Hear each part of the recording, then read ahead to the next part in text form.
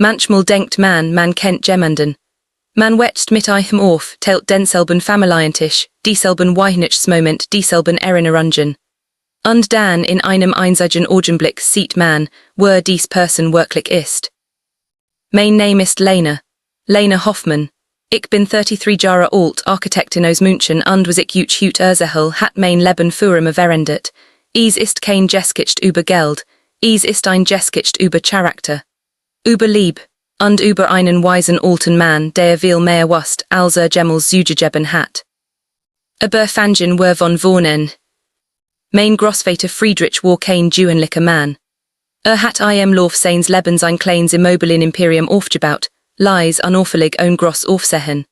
Während andere prallten plant während andere ausgeben investiert und während meine Halbschwester Sabrina sich damit beschäftigt, sein Geld zu zählen, noch bever gestorben war, saß ich mit einem Küchentisch und hört zu. Sabrina ist 3 Jahre älter als ich. Blond, selbstsicher, mit dem Lächeln einer Frau, die Jenna weiss, wie sie Raum betritt. Sie watcht bei ihrer Mutter auf, während ich mit 7 Jahren zu Friedrich kam, ein kleines, vereinsiches Mädchen, das nicht wusste, ob sie jemals wirklich das Ugehören würde. Friedrich hat mich nie anders behandelt, nicht ein einzig Sekund. Zeigt mir, wie man Tee kocht, wie man Zahlen liest, wie man zuhört, wenn jemand spricht, wirklich zuhört, nicht nur wartet, bis man selbst wieder reden darf. Sagt immer, Lena, Geld kann man verdienen und verlieren, aber der Charakter, der bleibt. Ich heb ihm damals nicht vollständig verstanden, jetzt verstehe ich ihn. Friedrich starb an einem Dienstag im Oktober, ruhig in seinem Sessel mit einem Butch auf dem Schoss. War 81 Jahre alt. Noch bever die Beerdigung vorbei war, rief Sabrina Mitchen. Ihre Stimme war cool, geschäftsmäßig, fast gelangweilt als würde sie über das Wetter sprechen. Lena, ich heb mit meinen Anwälten gesprochen, du weißt, dass du adoptiert bist. Das Deutsche Erbrecht ist ziemlich klar in solchen Fällen. Es wäre das Beste für uns beid, wenn du einfach unterschreibst. Ich stand in meiner Couch, die Kaffeetasse noch in der Hand, und ich muss tief durchatmen. Sie hat wir Anwält mitgebracht, als sie 3 Tage später in mein Büro kam. Wir, als würde ich ein feindlich übernahm sein, kein Mensch. Die Dokument liegen auf meinem Tisch wie ein Kriegserklärung. Ein Erbschaftsversicht. Komplett. Ich sollte le Anspruch auf Friedrichs Nachlass abgeben, das Haus im Bodensee, die Fahrzeugsammlung, das Anleitportfolio. Alles was die Family auf etwa 5 Millionen Euro schätzt. Hat dich wie ein Tochter behandelt, sagt Sabrina mit einem Lächeln, das keins war. Aber am Ende des Tages bist du nicht wirklich Family. Die gericht würden das verstehen. Ich stand auf, match Tee. Nicht weil ich nervös war, sondern weil Friedrich mir beigebracht hat, dass man in den wichtigsten Momenten des Lebens ruhig bleiben muss. Morgen früh, sagt ich freundlich, wird alles geregelt sein. Sabrina lächelt, sie dacht, sie hat gewonnen. Was Sabrina nicht wusste, und was ich selbst 2 Jahre zuvor vollständig verstanden hat, war, dass Friedrich ein doppeltes Leben führt. Nicht im schlechten Sinn, sondern im stillen, weitsichtigen Sinn eines Manns, der Jenna wusste, was aufgebaut hat und wem es anvertrauen wollte. Es hat alles begonnen, als ich noch im Studium war. Friedrich rief mich ein Sonntags an und fragt, ob ich Lust hätte, ihn zu einer Immobilienbesichtigung in Wien zu begleiten. Natürlich wollte ich. Ich liebt solch Ausflüge mit ihm. Auf der Rückfahrt zog sprach über Märkte, über Wertsteigerung, über die Frage, wie man Vermögen nicht nur erhält, sondern verantwortungsvoll weitergibt. Und dann sagt etwas, das mir nie aus dem Kopf gegangen ist. Lena, weißt du, was die meisten Menschen falsch machen? Sie glauben, Erbbejutet empfangen, aber echts Erbbejutet weiterführen. Sabrina war nie dabei. Sie hat nie Interesse gezeigt. Wenn Friedrich bei Familienissen über sein Immobilienprojekt sprach, verdreht sie die Augen. Opa, das ist so langweilig. Erzähl mir lieber, wann du das nächste Mal nach Mallorca fährst. Friedrich lächelt dann immer, aber ich sah, was dahinter war. 2 Jahre vor seinem Tod rief mich zu sich. Sein Anwalt, Dr. Bernd Kaufmann, war per Videokonferenz zugeschaltet, von seinem Büro in Zürich aus. Friedrich legt einen Stapel Dokument auf den Tisch. Immobilienvertrag, Offshore-Strukturen in drei Ländern.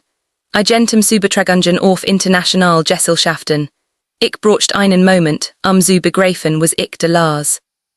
Das Gesamtvermögen, über 20 Millionen Euro. Das Vermögen des Sabrina kennt, sagt Friedrich ruhig, ist ungefähr ein Fünftel davon. Der Rest wird vor 3 Jahren auf dich übertragen. Legal dokumentiert, wasserdicht. Ich konnt kaum atmen. Friedrich, das kann ich nicht. Doch, sagt du kannst und du wirst, weil du weißt, was Verantwortung bedeutet. Zeigt mir dann Nachrichten, die Sabrina über die Jahre geschickt hat. Geldforderungen, Beschwerden über so niedrige Unterstützung. Vorwurf, wenn mal nein sagt, nicht ein einzige Nachricht mit der Frage, wie es geht. Nicht ein. Dann zeigt mir mein Nachrichten. Fragen über sein Astemin, Angebot beim Einkaufen zu helfen. Dankeschöns für sein Ratschlag, bericht aus meinem Arbeitsleben, weil wissen wollt, wie es mir geht. Der Unterschied, sagt Friedrich Leis, braucht kein Erklärung. Am nächsten Morgen saßen wir alle in den Büros von Kaufmann und Partner in München. Sabrina kam mit noch mehr Anwälten. Ihr Auftreten wurde eine Frau, die glaubt, das Spiel skon zu haben. Dr. Kaufmann öffnet sein Aktenstück. Bevor wir beginnen, sagt mit der ruhigen Präzision eines Manns, der solch Gespräch 100-mal geführt hat, müssen wir sicherstellen, dass alle Beteiligten den vollständigen Umfang des Nachlasses verstehen. Sabrina nickt ungeduldig. Natürlich, das Haus die Autos des Portfolio, 5 Millionen, wir können das schnell abwickeln. Das sind die deutschen Vermögenswert, sagt Kaufmann. Sie Mädchen ungefähr 20% des Gesamtnachlasses aus. Still, Sabrina blinzelt, was meinen sie mit 20%. Friedrich Hoffmann hat in den letzten 15 Jahren ein internationales Immobilienportfolio aufgebaut. Wien, Zürich, Amsterdam, Gesamtwert, über 20 Millionen Euro. Dies Vermögenswert werden vor 3 Jahren auf Lena Hoffmann übertragen. Ich beobachte Sabrinas Gesicht. Es war, als würde jemand ein Lamp ausschalten. Das ist unmöglich, flüstert sie. Hat mir nie davon erzählt. Hat keinen Anlass dazu, antwortet Kaufmann ruhig. Dann kamen die Audioaufnahmen. Friedrich hat über Jahre Gespräch dokumentiert. Nicht heimlich, hat Sabrina sogar einmal gesagt, dass Familiengespräch okaviere. Sie hat gelacht und es vergessen. Die Aufnahmen waren genangslos. Sabrina, die über Urlaubsgeld verhandelt. Sabrina, die sich beschwert, dass ihr Taschengeld nicht reicht. Sabrina, die niemals nicht ein einziges Mal fragt, ob gessen sei, ob Hilfe braucht, ob glücklich war. Und dann Friedrich, der sie sanft fragt. Sabrina interessiert dich eigentlich, wie es mir geht, und Sabrina, die antwortet, Opa, ich bin jung.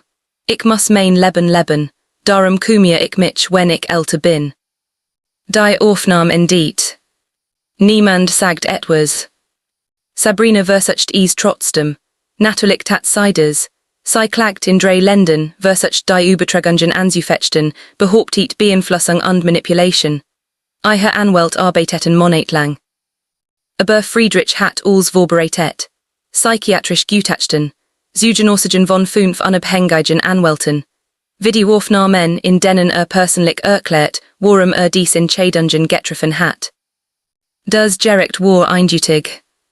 Die Klagen scheiterten, alle, und die Anwaltskosten fressen das Deutsche Erbe vollständig auf. Ich 10 Monate später stand Sabrina vor meiner Bürotour in Wien. Sie sah erschöpft aus.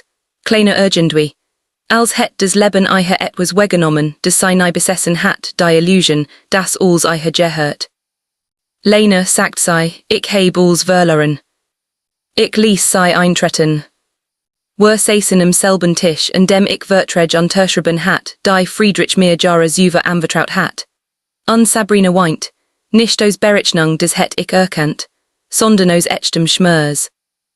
Ich wusste nicht, wie sehr ich einen enttäuscht heb, sagt sie. Ich heb einen nur als Geldquell gesehen, nicht als Menschen, nicht als Großvater. Ich holt Friedrichs letzten Brief hervor, den für genau diesen Moment geschrieben hat. Ich las vor, Sabrina, wenn du diesen Brief hörst, bedeutest, dass du den Weg gegangen bist, den ich vorhergesehen heb. Ich hoff, du verstehst jetzt, was ich dir nahe beibringen konnt, das Lieb kein Selbstverständlichkeit ist, das Family verdient werden will. Ich lieb dich. Aber ich konnt mein Lebenswerk nicht jemandem überlassen, für den is nur ein Saal war. Sabrina schluchzte. Und dann erzählt ich euch vom Truhend Fons. Von Friedrichs letzte Anweisung, Grundsicherung für Sabrina, sobald sei echt Veränderung zeigt, durch Engagement, durch Arbeit, durch Wachstum. Wollt nicht, dass du zerstört wirst, sagt ich. Wollt, dass du lernst. Sei fragt, ob sei für mich arbeiten könnt, von null anfangen, lernen. Ich dachte Friedrich, und sein Wort über Charakter, und sein Überzeugung, dass Menschen sich verändern können, wenn sie bereit sind, den Schmerz anzunehmen. Das Wiener Büro braucht eine Assistentin im Immobilienbereich, sagt ich. Kleines Gehalt, viel Arbeit, viel Lernen. Sabrina nickt, ich nehme es. Heute, 2 Jahre später, sitze ich in unserem neuen Amsterdamer Büro und denke Friedrich. Und die Tiestunden. Und die langen Zugfahrten zu besichtigen. Und den Mann, der aus einem verringstigten 7-jährigen Mädchen jemanden gemacht hat, dem 20 Millionen Euro anvertrauen wollte. Das war kein Geschichte über Reich. Es war ein Geschichte über Charakter.